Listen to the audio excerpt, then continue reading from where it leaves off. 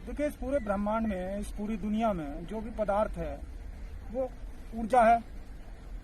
और पदार्थ ही ऊर्जा में रूपांतरित होता है और ऊर्जा ही पदार्थ में रूपांतरित होती है। ऐसा सब साइंटिफिकली प्रूव्ड है, और बड़े बड़े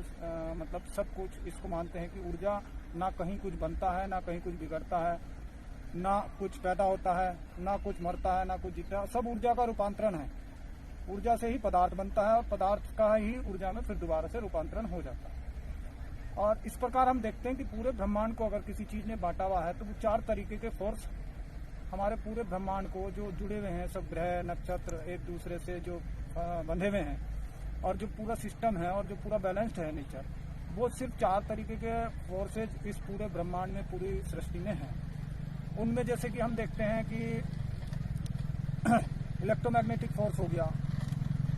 और आपका ग्रेविटेशनल फोर्स हो गया, और आपका सॉलिड फोर्स हो गया, और आपका स्लो फोर्स हो गया। तो इस प्रकार ये चारों बल जो हैं यही दुनिया को बांधे हैं एक दूसरे से। तो हमको ये देखना होगा कि इसी प्रकार हर चीज का अपना एक ऊर्जा का क्षेत्र है, और हमारा शरीर है या दुनिया की कोई भी चीज है उसकी अपनी एक ऊर्जा है, और उसकी ऊर्जा का अपना एक स्तर है। तो वो हम इस ऑरा स्कैनर के माध्यम से देख सकते हैं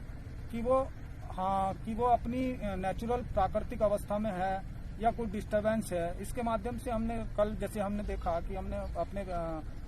पेट्स की और काऊ की, गाय की ऊर्जा को नापा, तो उनकी ऊर्जा का स्तर, उनको पॉजिटिविटी रहती है, और जब हम उनको प्यार से हाथ फिराते हैं उनके ऊपर, तो वो एक भाव उनके अंदर पैदा होता है और ज्यादा उनकी पॉजिटिविटी में वृद्धि हो जाती है। इस प्रकार हम देखते हैं कि जब हम अपने पेट्स के पास में होते हैं तो हमको शांति का अनुभव होता है कि एक तरीके से उनकी इलेक्ट्रोमैग्नेटिक फील्ड जो है वो हमको हमारे इलेक्ट्रोमैग्नेटिक फील्ड को कॉम्प्लीमेंट कर रही होती है। तो वो कॉम्प्लीमेंट से क्या होता है कि हमारे उस ऊर्जा क्षेत्र में भी वृद्धि होती है, बढ़ोतरी होती है। इसी प्रकार दुनिया में जितने भी प्रकार के जीव जंतु, पेड़ पौधे, पशु पक्षी जो भी हैं, वो सब किसी न किसी प्लेनेट को या किसी न किसी ऊर्जा का प्रतिनिधित्व करते हैं।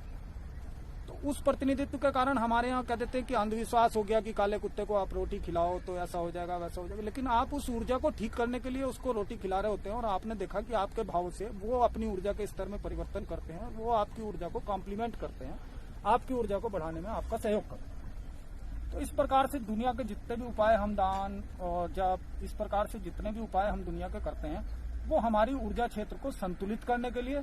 और उसको बढ़ाने के लिए करते हैं। इस प्रकार हम इससे तुरंत के तुरंत हम इससे ये नाप सकते हैं कि मतलब इससे हम ये देख सकते हैं कि हमने ये उपाय, ये मंत्र, ये वो पूजा पाठ जो हम कर रहे हैं, उससे हमको क्या बेनिफिट मिल रहा है, उससे हमको उस उपाय से हमको फायदा भी हो रहा कि नहीं हो रहा। अगर हमको फायदा हो रहा तो हम उसको कंटिन्यू कर सकते हैं, नहीं फायदा हो रहा तो हम उसको रोक सकते हैं, दूसरा कोई उपाय हम उसके लिए कर सकते हैं। तो इस प्रकार से ये बहुत ही उपयोगी चीज हमारे जीवन के लिए, हमारी सुख शांति के लिए, हमारी समृद्धि के लिए, हमारे वेल्थ के लिए, हेल्थ के लिए, सब चीजों के लिए हम इसके द्वारा जान सकते हैं कि कौन सी चीजें हमको सुटेबल हैं, हमको कंपैटिबल हैं, और क्या वो हमारे ऊर्जा क्षेत्र में बढ़ोतरी कर रही हैं या उसको नुकसान पहुंचा रही हैं या उसको घटा रही हैं। इस प्रकार हम इसके माध्यम से ये सब चीजों को जान सकते हैं। वास्तु के अनुसार हम बहुत ज्यादा किसी गहराई में ना जाते हुए हम इसके माध्यम से नॉर्मली ये देख सकते हैं कि किस कॉर्नर पे, किस जगह पर क्या पॉजिटिव एनर्जी आ रही है कि नहीं आ रही है। वास्तु के विषय में एक बड़ा बहुत बड़ी बात एक ये है कि मान लो वास्तु, हम जिस जगह का वास्तु हम कर रहे हैं, हम टोटली वास्तु उस हिसाब से करते हैं कि मतलब जो उसका सिद्धांत है, सैद्धांतिक रूप से। अब सैद्धांतिक रूप से हमने, अब मान लो किसी व्यक्ति का बृहस्पति खराब है, वो उसको डिपार्टमेंट अच्छा नहीं मिला हुआ उसकी कुंडली में, उसके हॉरोस्कोप में, लेकिन हम वहां गए, हमने उसके घर में पूरा बृहस्पति बहुत शानदार बना दिया। अब लेकिन बृहस्पति के पास काम ही जब बुरे घर का है, तो हम उसको जितना ज्यादा स्ट्रांग करेंगे वो उसको और बुरा प्रभाव देने वाला है। तो इसलिए वास्तु भी, आप जो ओनर है उसके हॉरोस्कोप के अनुसार वास्तु जरूरी है, बिना जरूरत के सर्जरी करने की कोई आवश्यकता नहीं। तो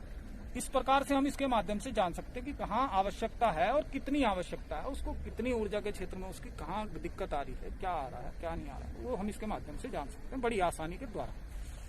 बिना किसी समस्या परेशानी।